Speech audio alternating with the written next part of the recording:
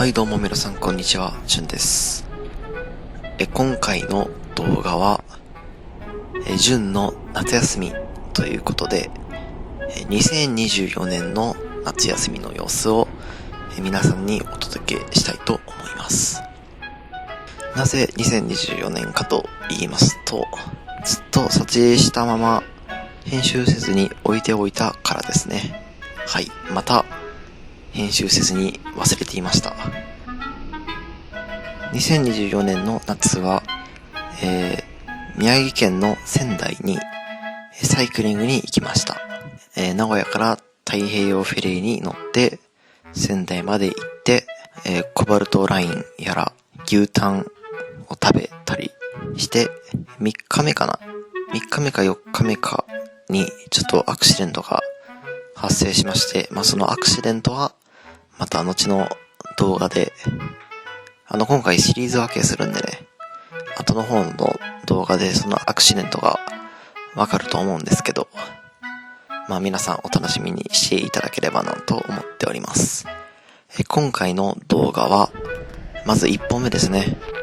名古屋から仙台に向かうところ、船の中を撮影しましたので、船の中の紹介をしていきたいと思います。それでは最後までお楽しみください。どうぞ。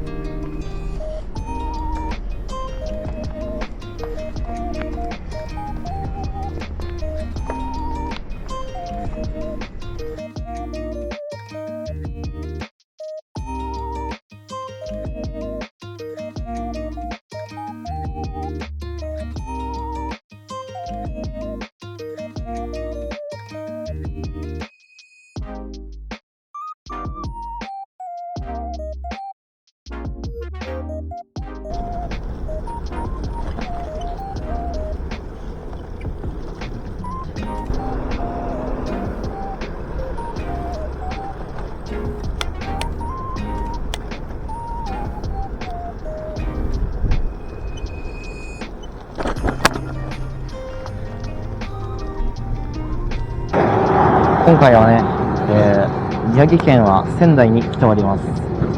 はい。で、この自転車で、今回は、仙台を旅していこうと思います。今日は、船を降りて1日目。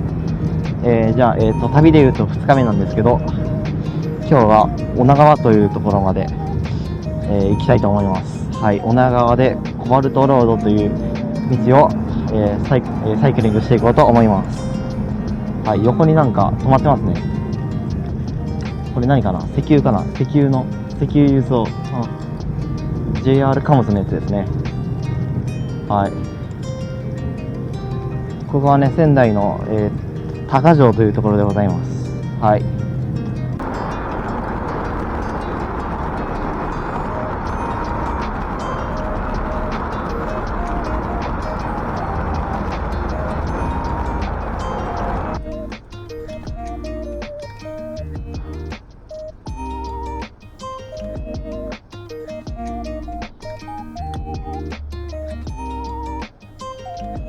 ここがダメなんだ。